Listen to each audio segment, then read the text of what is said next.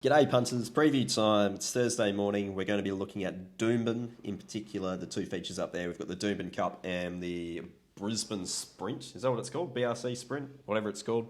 And we'll take a look at a race at Flemington. Shane Ciurleo, Mark Rhoden, Jack Dickens here to help me preview the races. Curls, we'll start with you because it's your home ground. What's this meeting looking like at Doomben? Yeah, it's a race meeting with 9 races and horses. Yeah, look, it's I think it's a little bit deeper card overall with better quality across the card here. Yeah. Adam Sandler's just been dropping some quality gear just before the show started, and he's just not sure how to bounce off it, are you? Nah. We've all been a little bit put off by Tommy Shelby just rocking out of nowhere. He already looked like the youngest bloke on the team despite being the oldest, and he's just upped the stakes again. So I'm a little bit rattled by the tweet this morning about what I think about Warwick. That's what sort of... Which cousin were you like... no. Settle down. I'm about to send him an email, offer him a proper job, so stand by. Not while I'm here.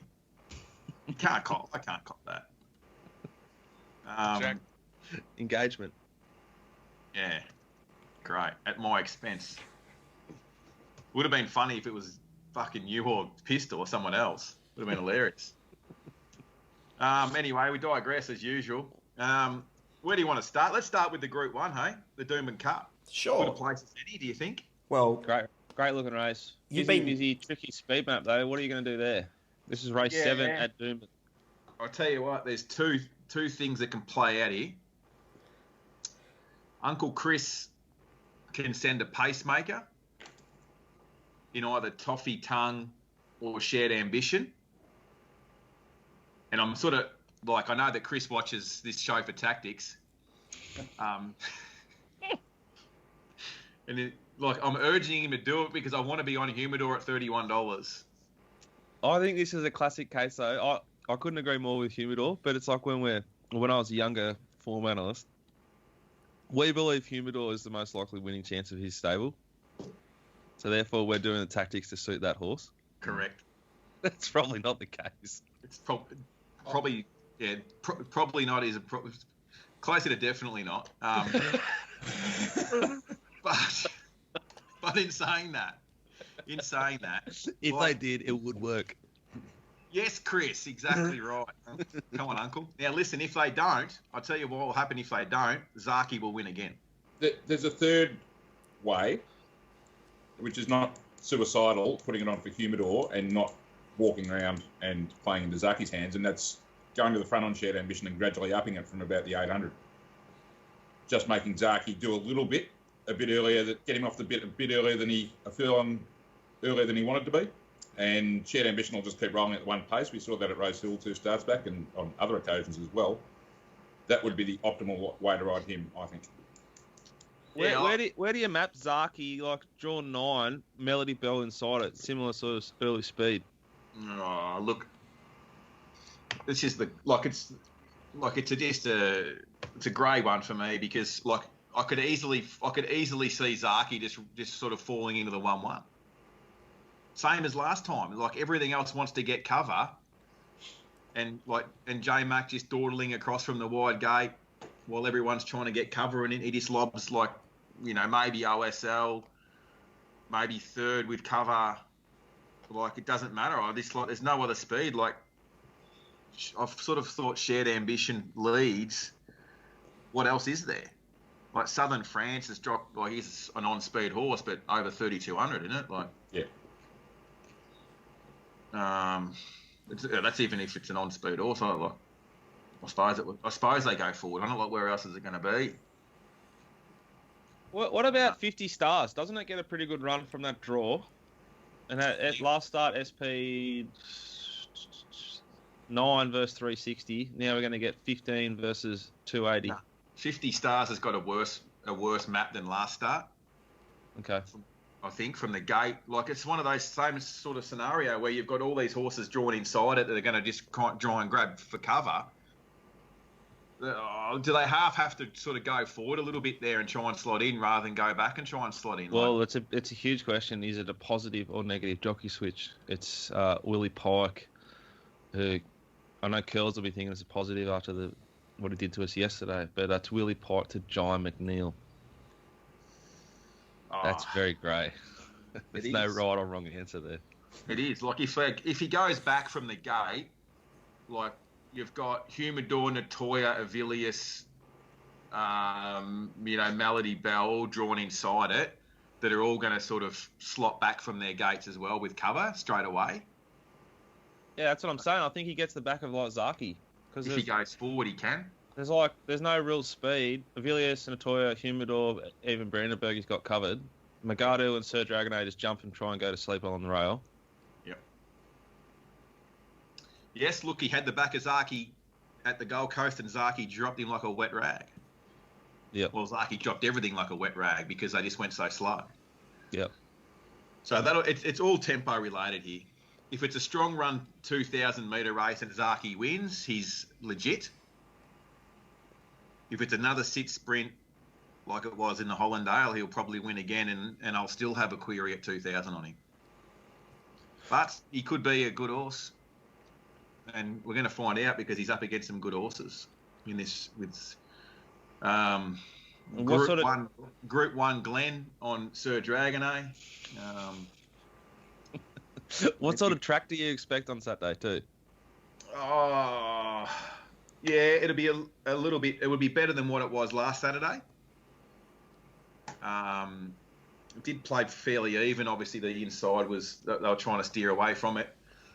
So I think it'll be a bit firmer underfoot this week than what it was last week, but similar pattern. So like a soft track, soft 5, good 4 on the day maybe. It's a tough one, eh? Like it's like I can price Zaki off a slow tempo. I can get it as low as $1.78. Yeah. Because it's just got the best stash in the field. So you think you'll back it? I think it's favourite to be moderate tempo, and like you say, like moderate early tempo and shared ambition cranking up. But Jim Burns on shared ambition. I'm not sure whether Jimmy's recalibrated his clock after the ride on Graph last week. If he hasn't, it'll be a strong tempo. Yeah. If you thought that was going easy, break the track record. I got outside the leader quite easily, and when I asked him to go at the 400, he was pretty disappointing.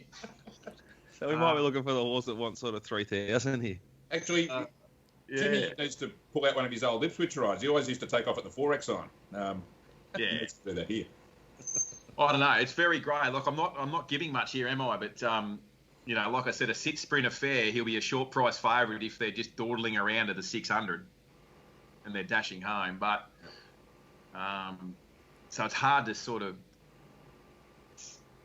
be conclusive because I feel like I'm maybe trying to half urge a bit of Waller tempo here for Humidor, which is a trap you don't want to fall into. But at $31, Humidor, if Humidor's winning, I will be too, that's for sure. What do you make of Sir Dragonet? Like, I know Glenn obviously is riding pretty straightforward, mate. We just completely pot the Adayeb form like all our Sydney correspondents have been potting the Adayeb run. Yeah, but surely still that's better than Zaki form. Zaki Gold Coast form. Yeah, it is. Maybe. I don't know. Maybe it is. How's Melody Bell 4 times the price of Sir Dragonet? Because it's her last ever run. She'll be retired. She's here for breeding purposes, surely. She's here to go to the broodmare sale next week. Everyone in the racing industry loves their horses. I'm sure this horse is feeling great and being well looked after and expected to run a great race. It wouldn't be, just being used up for a bit more prize money, surely. So I just don't understand the price.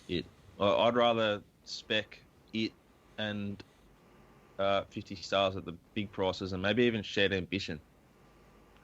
Like you keep saying, it's going to be on the button. It's going to be like thereabouts. Has to be there, doesn't There's it? no Like, there's no Warrior shared ambition map, so we've got I got a position in the leader at the big price. I'm just trying to get the favourite beat really. Yep. Shared ambitions. Like if there's no speed and if you think it's going to be a moderate tempo and Zaki can win, well, you have to be on something. You have to have something on shared ambition at $16, because it could, as Mark said, it could sort of get rolling from the 800 and still be strong at the end of 2000, where there's that little query on Zaki. It's only missed a placing at 2,000 metres shared ambition once from 6 attempts. 3 wins, 1 second, 1 third. And he was 5 weeks between runs the other day too, so there's probably more to come. Yeah, he was. He did have that barrier trial, I suppose, as well in between. Yeah. Like I'm sounding fucking inconclusive here because I am. Well, you are, because there's 3 Waller horses.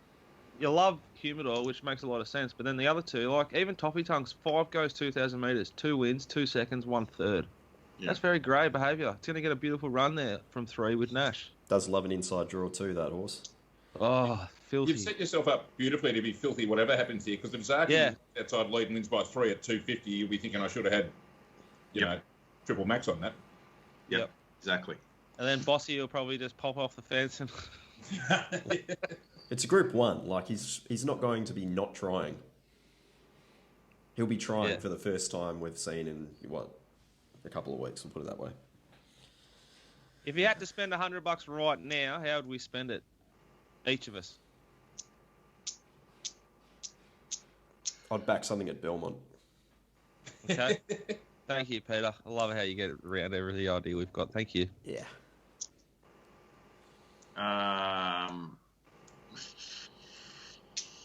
I'd have to have like $10 on Humidor and spread the others across shared ambition and Zaki to try and win.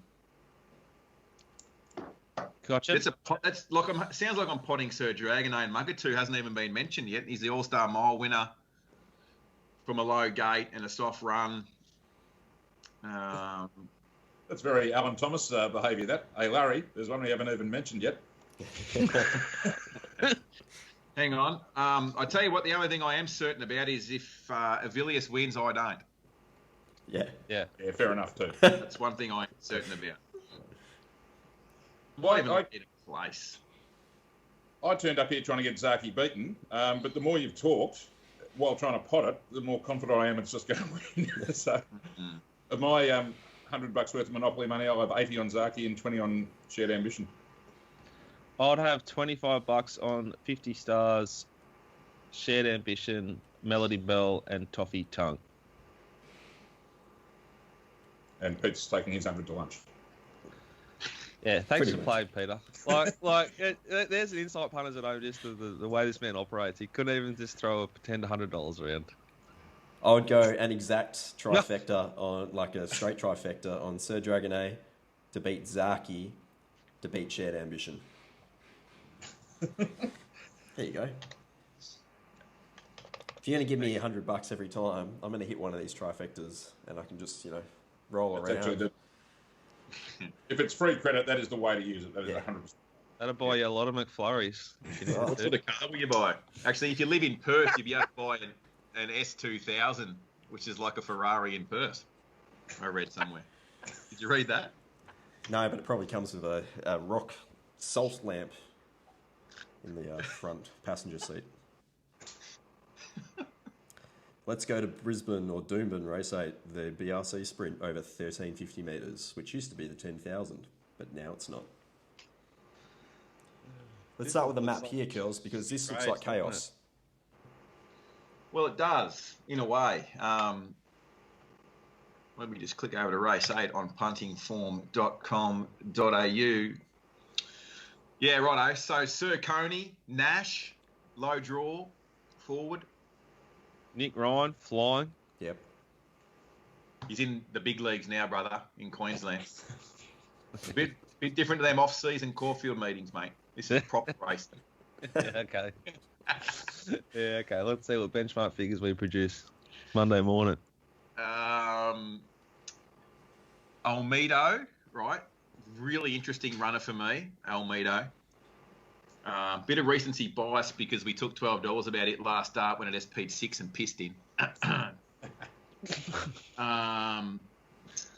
On speed as well. Then you've got a couple of scumpers out wide, like Axe. I don't know what to do with. Like, looked like Tarzan, but raced against Jane last start. Rolls forward.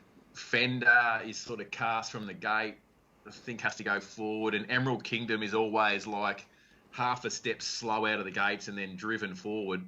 The speed map does look like filthy on punting form. Like when you open up this race, that's almost enough for me not to even look at the race, to be honest. Yeah. Are you confident in picking that apart? And does that matter to you, the speed map aspect, as much? Yeah, it matters. So, like in this sort of race, you've got like a horse that I like, Olmedo. Like it's fresh. It's a hard-going horse anyway, so it's going to be on speed from the gate. The format of that win's okay too. Yeah, Reloaded come out and somehow reproduced a figure and ran past a horse in the straight. And then you've got a couple of up-and-comers down the bottom, which are the closers and big closers. Number 14, Garibaldi, with Glenn sit-down bossy on, and 17, Skins, who's got Steph Thornton, that look like the two horses that are going to be... Yeah, they're the two horses, like up-and-comers coming through the grades, trying to win here to get their rating up for a Stradbroke or something like that. Certainly D-Day for Garibaldi. Like, it was murdered the other day. And Rod off is a good jockey switch. Drops a lot in weight. His figures were nothing short of fucking enormous. How bad do you think Michael Rod's going if you, 3 from 61? It's a positive switch for you. Big day, big day. It's a big Group 1 day, but... Yeah, I understand this Group 1 theory with Boss, but it's not, in my opinion, it's not Group 1, it's prize money, Boss. Whatever. It's the same thing. Prize money. This is a $175,000 race. Yeah. But either way, Rod murdered it last time, and he's off. So anyone else on's good. Yeah. That's what I wanted. Now, he drops in weight, rises in grade. Have a look at his punting form figure for his last 600 last start, right? Like, I know they went slow because he was completely jagged out the back. But, be serious. 14.7 below benchmark. Yeah, there's not many horses that are capable of running that, are there? No. And he's got a great gait. He's still going to get back a little bit, but it's going to be off a serious tempo. It's got everything in his favour to reproduce what he's done, on his way through the grades, to step up again here. What about on the 1st of May? Is SP almost the same price as 13 Fender, who's $15 here? Why is that? Fender was on speed that day in a walker's race, and Garibaldi was out the back. And we talked about how tricky this map looks. And this map doesn't suit Fender at all. Yeah. The other one's Skins. Now, DVD, the yard watchers will want to see this thing in a lather of sweat and completely fizzy. Not necessarily a lather, but it wants to be free sweating. This is an interesting one because this is a negative switch for me, and it's drawn wide, so it's going to give Garibaldi a head start and have to be wider than it in the straight. So it's going to come down a little bit to how the track's racing on the day. A little bit. I think I've got Gary ahead of it because of those few factors. one's Golan, one's David Van Dyke. There's nothing between there. Like, there's no negatives either way there or positives one over the other. So I'm with Garibaldi here to get over the top. There's no reason why the tempo won't be strong here with those on-speed horses. Like, Olmedo's a strong-going horse anyway. Like, he led over a mile last start when he won, went out -10 basically, and he led. He went a similar speed to a fucking Pearl Harbor Japanese kamikaze pilot faster the start before. He's like, I'm going out and I'm not coming back. Fucking flat lick. And that's just him as a horse. So he's going to race the same way here. So there has to be tempo. And Garibaldi's the one. Love it. Tofane's in this race. Tofane, is that how you pronounce it? Yeah. Tofane. Didn't it win a Group 1? Yep, the all-age stakes last year. And is it? Yeah. I knew the answer, of course. Is it a chance with the map? It's track play, isn't it? She had an operation which, what was it? It was a pretty significant one. I can't remember. But I thought it did enough first up, but it is on the comeback from an operation. Just bear that in mind. And I'm pretty sure that she's here for the same reason as Melody Bell. Yeah.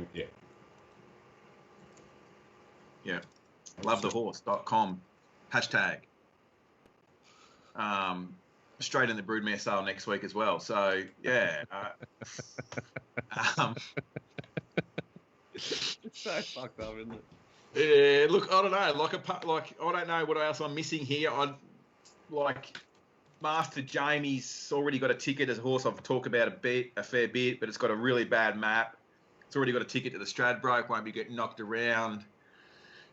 Look, I just can't find much else. It just looks like map favours Gary, and it's got no weight, and I expect it just to be like scorching down the centre and getting over the top. Done.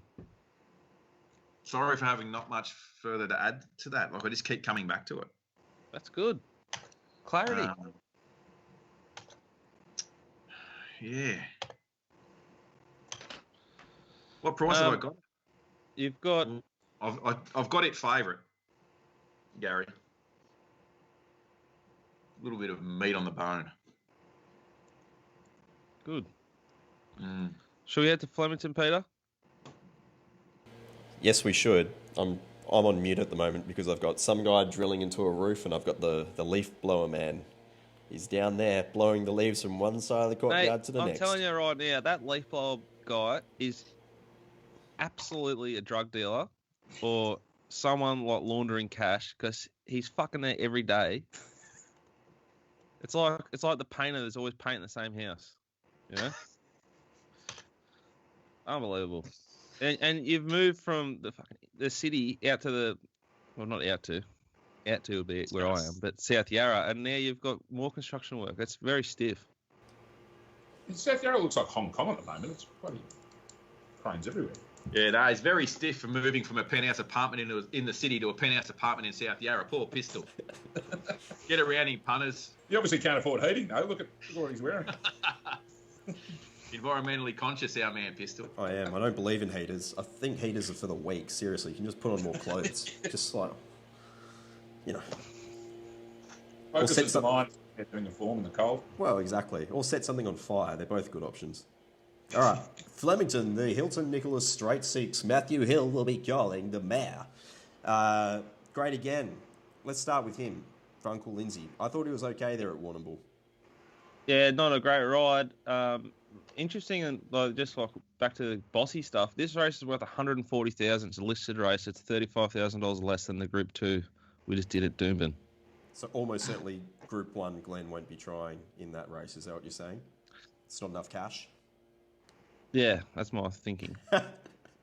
He might just be in a good mood if Sir Dragonays won the Doomben Cup, though. Yeah. Yeah. But then is he going to roll the dice and take those gaps when he's just won, whatever he's won? Maybe. I reckon 3 from 64 would say no. If it was anything like my football career, if I was on Sir Dragonet and won a Group 1, I'd be indisposed for the rest of the meeting. We've had a little chat pre-show, guys, about Curly and Rhoden as footballers. I'd love some commentary on the socials. Do you reckon Curly wore short sleeve, like a singlet top with the socks up, or long sleeve socks down? Dominant favourite would be obviously socks up. And a normal jersey like the rest of the population in football, but let me know what you think. This race at Flemington, $140,000 race down the straight, Peter. Does Great Again need it to be wetter than it's going to be, though? I was just checking the forecast, and it does not look positive for the Black Seal, as he's called. So, all right, we're just putting a line straight through Great Again. Where do we go to? Well, when you first do the race, I sort of started to come to number 7, Streetcar Stranger, J Car Road. Gave it I think it might have been the day where she rode 5 at Caulfield. And it was completely blessed in run. It was a great ride. I don't think it's going to be as blessed here. It's coming from like a rail out 12 metres to a Flemington straight. It's never seen the Flemington straight. Stack of reasons why I don't want to be with it, and I'm not going to be with it. That its form's plain, like really plain versus some of these. There's 2 horses that I like. They are number 16 Capriccio for Dan Bowman and Harry Coffey. It was given less than none, I thought, at Warrnambool, just the way the race was run, the track was racing. It was enormous late. Did some really nice work. Has won before down the straight. I like to find straight horses when we're looking at Flemington straight races. I think for barrier 5, it can be there or thereabouts and run a really nice race. Obviously, it's at the moment it's a big field, and the way the straight races, it normally races the same for the entirety of the day. So this horse is going to be midfield at best, I'd say. The other horse will be worse than midfield. Hopefully, we'll have its back. It'll be right near Ocular and Irish Songs. It's number 6 Pandemic, which might get one of the biggest switches of all time. It's Willie Pike to Damien Oliver, which is as big as they get in racing, particularly when you're going from an Adelaide race back to Flemington, where Ollie's probably won, I don't know, conservatively, say 30 or 40 Group 1s, like proper Group 1s too, with prize money attached. So it gets the blinkers on. Like Great Again was knocked off by Innkeeper last start, for example. Viridine ran second to the horse that won the group race in Adelaide last week. The Peter or someone. Still on mute, brother. You're I know talking what you mean. It's not a real Pandemic, race, but yeah. It still won it. It's proper form.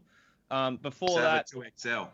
Yeah, before that, at like 2 starts ago at SP, $5 versus Ancestry, who would start like the same sort of price here. It ran third and was like really good, SPing $3 with Oliver on in an $140,000 listed race at Flemington behind Fabergino over 1,000 metres. I don't think there's a horse in Australia that would beat Fabergino over 1,000 metres down the straight. Even Nature Strip would it'd be a contest, and I'll be backing Fabergino. Has it lost Peter down the straight over 1,000? Fabergino, maybe 4 from 4. I don't know. What am I? President of the Fabergino fan club? Well, at the mailbag, yes, you are the number 1 ticket holder. I'm checking now. Anyway, the horse was very good last start. It looks to be going well. Blinkers on, Ollie on. Good form races, proper form. I can't believe the price. I can't believe it's not $3 or shorter. I think it will start $3 or shorter. Often I'm wrong, but I just can't see how this horse doesn't start sort of $250 on Saturday and just piss in. I'll start pointing out where you're wrong by saying that Fabergino has been beaten down the straight at Flemington on a couple of occasions. Over what distance? Once in the Group 1 Darley, behind Bivouac, but beaten 8, and then... Yeah, but what distance was that? 1,000. And 1,200 or 1,000? 1,200, and then it ran 4th over 1,000 in the Group 1 Black Caviar Lightning Stakes to Nature Strip. Yeah. But so it's a proper horse down the straight. great Flemington straight form. Particularly over 1,000 metres. And so Pandemic probably couldn't have done more than it did that day, is what I'm trying to say. I just think it pisses in. The other horse that's got some hope here and probably gets out to a bigger price, but it's got to carry J Mott, is Halvorsen. It'll get much worse in midfield, be wide, last and swooping, but this horse does go well the straight. It loses Andrew Mallion, but both Andrew Mallion and Madison Lloyd, I think both thought they were going to knock off Sartorial Splendor last time they raced down the straight until they realised that, oh, hang on, no, we're not going to catch it because we walked for the entirety of this race. If you look at the head-on Stewards Vision, both of them are very comfortable with where they are in the race, and then all of a sudden they shit their pants because they can't catch the horse. So I think Halvorsen's going pretty well, but it's just a horse that it needs everything to go right. So very, very keen to back number 6 Pandemic and have something on number 16 Capriccio. Okay. Any thoughts on James Cummings? Apart from one of the most strangest pre-race comments and the vocabulary used to describe their runners' chances. How's the stable going? They're a bit I know they're only 5 from their last 50, striking at 10%. Seem to be running a lot of minors and not sort of. Only. I thought the day that the Pandemic raced at Morphettville, it and Viridine both couldn't win the way they were ridden with the way the track raced. Pikes slaughtered Flexible in the Oaks or whichever race that was. You know, he could have won 2 big races that day, and all of a sudden we're saying he's back, and that was mainly track play and tactics. His horses look to me like they're getting through the line good enough. Yeah. In other words. I wouldn't dare say that they were tactically inept, just in case someone heard you say it. No, I thought Viridine and Pandemic. That's how they're ridden, and the track was not suiting that at all. Yeah. At that stage of the day, they couldn't have had any other option. Flexible, on the other hand, we anticipated it sitting a little bit closer, but it didn't. Indeed, they have only trained 3 winners in the Melbourne metropolitan area in the last 90 days. That's not great. From 48 goes. Someone's not doing their job properly. That's a bit scary. It is. But look, if anyone can get them back into form, it'll be me tweeting that stat and boom. Make that the edition 2 of the first day facts. I didn't receive a message from Campbell Rawiller thanking me for getting him going either. Wow. It swings and roundabouts because I stopped him in the first place. Yeah. He didn't abuse me, so. Actually, no, I think he liked my tweet praising him, which is you just never, ever, ever, any jockeys watching, and hopefully there are none, never, ever do that. Never like or retweet page yourself. No, I actually enjoy jockeys that like my tweets when I pot the ride. Yeah, no, that's fine. But if you say, what a ride, M-Rod, for instance, just picking a name out of the end, he's back to his brilliant best, and then he likes it, then that's recipe for disaster. Yeah, exactly. Yeah. You can't ride downhill if you're not going to be prepared to get pushed right back up it. Oh, by the way, if you tip a winner and you like a tweet when someone gives you a rap, that's fine. It's different. It's totally different. Business. Trumpeting is what Twitter was designed for, mate. Yeah. I like the fact what warms my heart is that some jockeys go and search their name on tweet post meeting just to see what they're saying and get the odd like that warms my heart that they're doing that. But imagine all the bile they'd have to wade through to like one tweet. It'd be tough. It'd be tough being Peter V'landys right now too if he retweet. Mate, he's gone and done his own puff piece. He's front of the Daily Telegraph. You are totally wrong to think that this man isn't completely in his element. Yeah. Me. 2 things that have to get mentioned on the show that are totally not related to the show. 2 things on tweet. Good, we've got the bulk out of the way, so now if it gets too much, we can just cut it. So if it stops suddenly, guys, you know what's happened. One of the tweets was, we better ease up on the V'landys hate on Twitter. We might end up with. We know V'landys has access to a lot of them. You better cut that out. You better cut that out. I saw that and I loved it. And I just do the mailbag thing over his mouth again. and what about the how it started, how it's going? You know those tweets. There's one there of Volandis, with his normal pose. Big article. How PVL and the NRL rescued Australia. And then the latest one, the Volandis, I am not Superman. Yeah. That's what I'm talking about. He is the greatest self-urger in the history of the world. Take notes. Just speaking of shit. Actually, I wonder if Volandis deserves a nomination for Trumpet of the Week because. Yeah, no, because when he's saying when you read the heading, I am not Superman, it's like, and when I read that, I'm going, he's saying I'm not Superman, but I'm pretty fucking good. Yeah. Like I'm capable of doing a lot of shit that most people can't, but I am not Superman. Like I run racing from 9 till 5, and then I run the NRL from 5 p.m. till 1 a.m. And then I sleep sometime. I'm not Winston Churchill. I'm not Superman. There's an implied, but I'm pretty fucking close. Yeah, there or thereabouts. Yeah, I'm fucking Batman. Oh.